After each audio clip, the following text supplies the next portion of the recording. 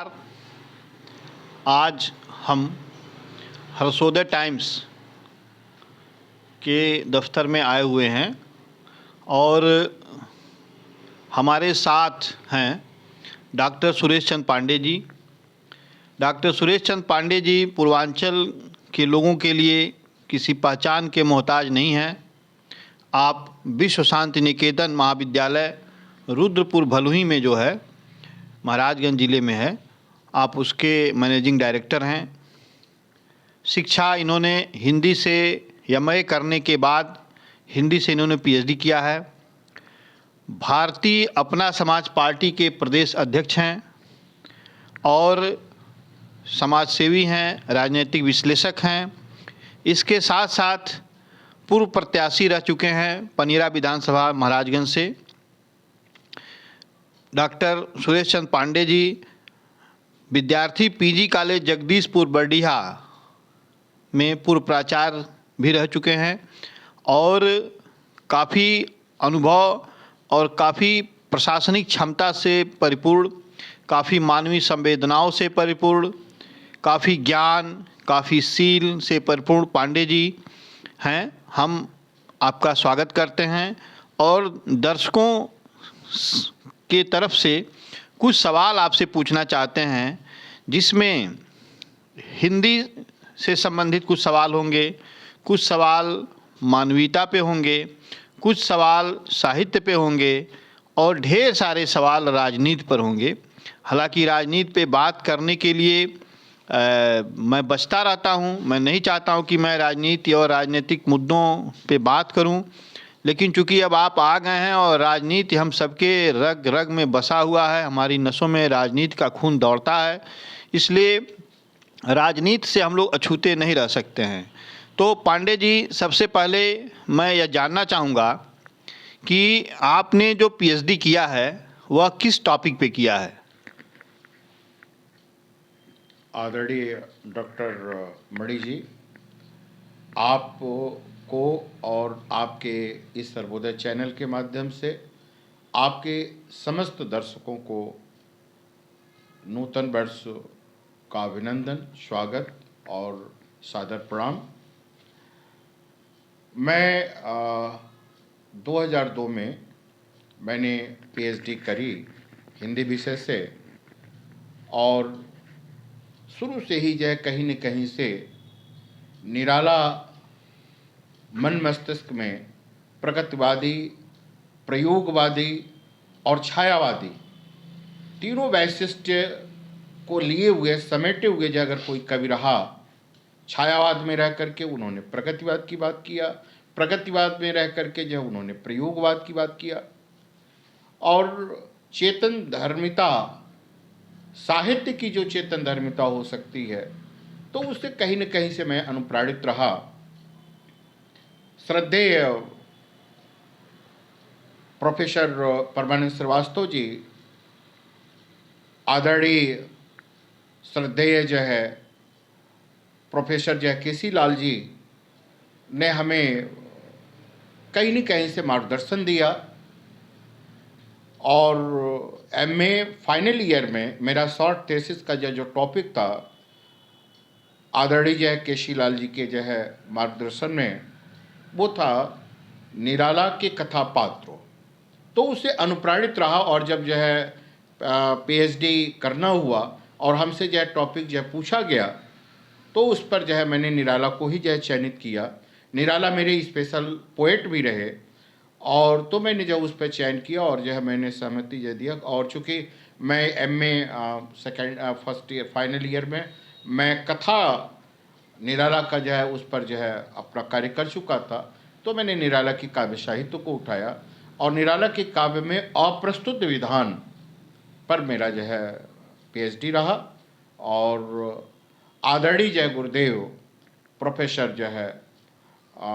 अनंत मिश्र जी के अंडर में बहुत ही बेहतरीन ढंग से मेरा पीएचडी का कार्य पूर्ण हुआ।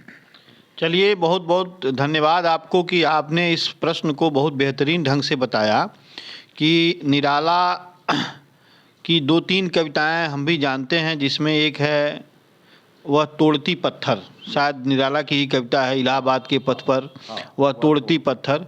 मानवीय संवेदनाओं की अभी तक इससे ज़्यादा संवेदनशील कविता मैंने कभी नहीं पढ़ा है। तो निराला एक प्रयोगवादी, प्रगतिवादी कवि होने के साथ साथ मानवीय संवेदनाओं से ओतप्रोत थे। और कहीं न कहीं यह कहा जाता है कि निराला जो है, आदरणीय श्री सूर्यकांत त्रिपाठी निराला जी ने एक से बढ़कर के एक उत्कृष्ट साहित्य की रचना किया है। चलिए अब हम बात करते हैं सर कि चूँकि आप हिंदी से पीएचडी किए हुए हैं, तो हम चाहेंगे कि आप एक कवि भी हैं, भावुकता से ओतप्रोत हैं, तो हम आपकी उन कविताओं को हम अपने दर्शकों के सामने, अपने जो हमको देख रहे हैं उनके सामने हम आपको परोसना चाहते हैं कि हमारे जो हम लोगों को जो देख रहे हैं वो दर्शक, वो कैसा महसूस कर रहे हैं और उनको कैसा लग रहा है, इसकी समीक्षा हम दर्शकों पे छोड़ते हुए वह कविता हम आपसे सुनना चाहते हैं। आदरणीय डॉक्टर साहब, एक्चुअल में साहित्य समाज का दर्पण होता है और समाज का प्रतिबिंबन होता है। आज से लगभग जो है 400-500 साल पूर्व गोस्वामी तुलसीदास की वो पंक्तियाँ कहीं न कहीं से मन मस्तिष्क में जो है उद्धृत होती हैं, जब उन्होंने लिखा था कि खेती न किसान को, भिक्षुक न भीख बली, बनिज को बनिज नहीं, चकवा न चाकरी, जीव का विहीन लोग, सिद्ध मान सोच बस, कहीं एक एकन से कहाँ जाएं का करी। बहुत बेहतर। उस समय की तत्कालीन परिस्थितियां ऐसी थीं कि जब आदमी जो है चाह करके भीख मांगने वाला भी व्यक्ति जो है चाहता तो भीख नहीं मांगता। आप तैमूर मुगल शासन की जो कठोरता थी, उनकी शासन की जो विडंबना थी, उस सभी लोग परिचित हैं। और ऐसे में जब कोई कलमगार होता है, जब कोई साहित्यकार होता है, जब कोई प्रबुद्ध होता है और वो किसी की जो तलवे सहलाने लगता है, चाटुकारिता करने लगता है, सत्य को सत्य कहने की जब उसके अंदर क्षमता न हो, तो जो बड़ी विडंबना होती है। और वो समाज, वह राष्ट्र, सर्वे यत्र प्रणेतार सर्वे पंडित मानना सर्वे महत्व इच्छन्ति राष्ट्रम तत्र विनश्यति। सब लोग महत्वाकांक्षी हो जाएं, तो मुझे लगता है कि वो ऐसे ही संदर्भों में एक कविता जो है मैंने अभी करंट में जो है लिखी, और उस कविता का शीर्षक ही मैंने रखा, जब मैं खाना सरकारी हो।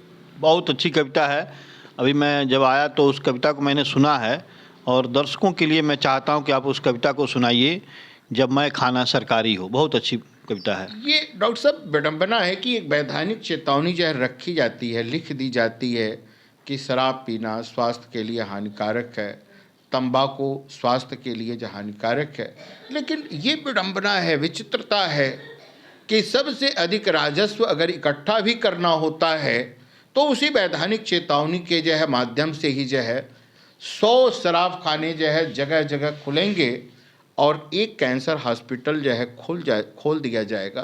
तो ये विचित्रता है और ये सत्ता की विडंबना है। जब कभी भी आप हम जो कभी भी जो जब किसी जो है गली चौराहे और जो लुक्कड़ पर जो हम जाते हैं और वहाँ देखते हैं कि सरकारी भांग की दुकान, सरकारी शराब की दुकान, तो बड़ी ही जो अंदर से जो पीड़ा होती है। उसी को आधार स्तंभ बना करके यथार्थ का चित्रण करने का जो हमने जो है वर्तमान तत्कालीन परिस्थितियों को रेखांकित करने का प्रयास किया है। आपके दर्शक को महसूस करेंगे कि कहाँ तक मैंने यथार्थ का चित्रण कर पाया अथवा नहीं सफल हो पाया, वो आपके दर्शकों पर ही मैं छोड़ता हूँ। तो हमारी इस कविता का शीर्षक है मैं खाना सरकारी हो। चलिए, बहुत बहुत स्वागत है। कि कलमगार जब बिक जाएं, कि कलमगार जब बिक जाएं और कलम पे पहरेदारी हो, भूखी नंगी जनता हो, निर्भया की फटती सारी हो, तब मैं खाना सरकारी हो, तब मैं खाना सरकारी हो। कि नौकर शाही तलवे चाटे, सबकी हिस्सेदारी हो। कि नौकर शाही तलवे चाटे, सबकी हिस्सेदारी हो।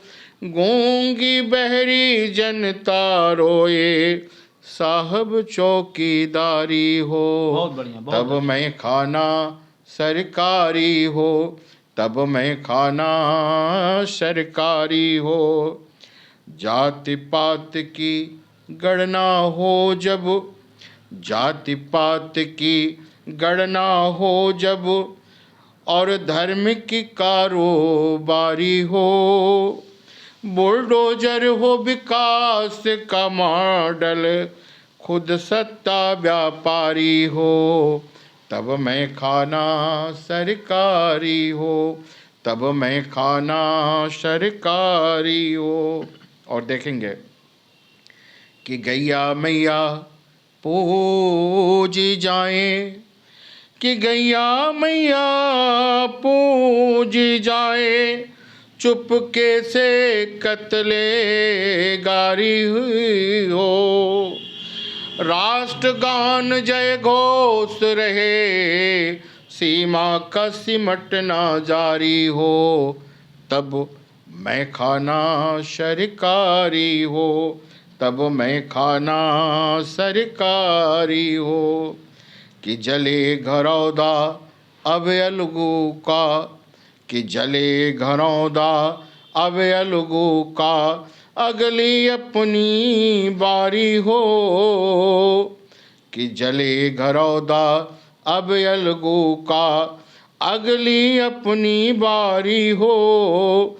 सिंहनाद का गर्जन तर्पण 24 की तैयारी हो। तब मैं खाना सरकारी हो, तब मैं खाना सरकारी हो। और डॉक्टर साहब देखेंगे कि यथार्थ कैसे है। बहुत समीचीन है। व्यक्ति ये कहता है कि भ्रष्टाचार नहीं है, लेकिन वर्तमान और पूर्व और आने वाली सरकार जो है, जिस निश्चित रूप से विचार करना चाहिए कि आज भी क्या भ्रष्टाचार हमारे समाज से, हमारी जो है नौकरशाही से समाप्त हो पाया है। तो मेरा अंतर्मन कहता है कि अभी न हुआ है और न होने की कोई संभावना है। देखेंगे कि लोकतंत्र की नौकरशाही तलवे चाटे, कि नौकरशाही तलवे चाटे, सबकी हिस्सेदारी हो। गूंगी बहरी जनता सोए, साहब चौकीदारी हो। तब मैं खाना सरकारी हो। कि लोकतंत्र ठंडक से ठिठुरे, कंबल गर्म उधारी हो। कि लोकतंत्र ठंडक से ठिठुरे, कंबल गर्म उधारी हो। बधुआ मजदूरी को मरता, बधुआ मजदूरी को मरता, मंत्री का मजा बीमारी हो। तब मैं खाना सरकारी हो, तब मैं खाना सरकारी हो। और देखेंगे कि हार हार कर जीत गए वो। वाह, क्या बात हार है। हार कर जीत गए वो।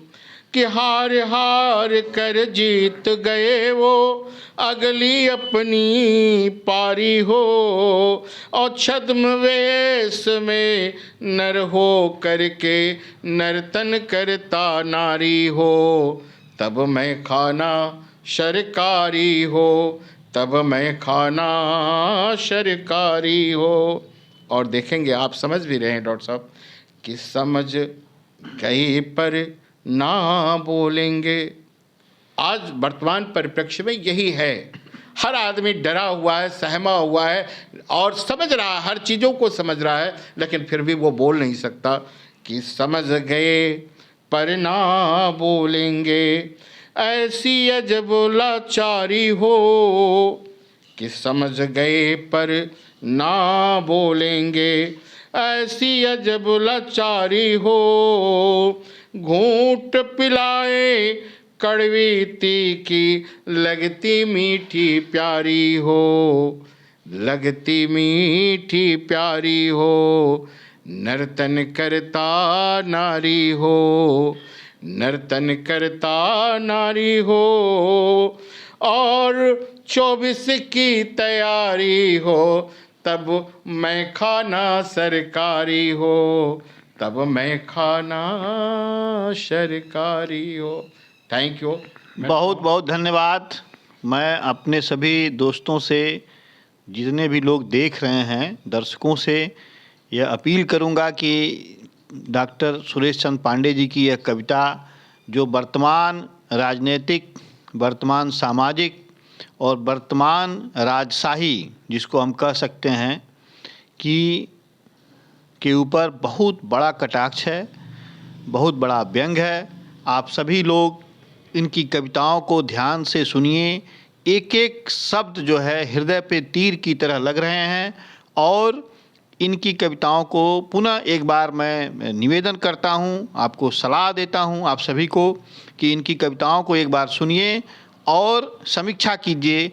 और अगर आपके दिल में, आपके मन में और आपके अंतरात्मा में कहीं ऐसी खुदबुदी मच रही है, तो मैं चाहूँगा कि आप कमेंट में आइए और लिखिए, ताकि जो है उससे और अच्छा करने की प्रेरणा डॉक्टर पांडे जी को मिले। इसी के साथ मैं डॉक्टर धनंजय मणि त्रिपाठी, अपने साथ जो हमारे कैमरा मैन हैं श्री बाबू साहब, कमलेश प्रताप सिंह जी, इनको बहुत बहुत धन्यवाद देते हैं। और आप सभी को आभार प्रकट करते हैं कि आप सभी ने हमारे साथ, हमको साथ दिया। और आप सभी के कमेंट की प्रतीक्षा में बहुत बहुत धन्यवाद। Thank you. Thank you. Thanks lot. नमस्कार।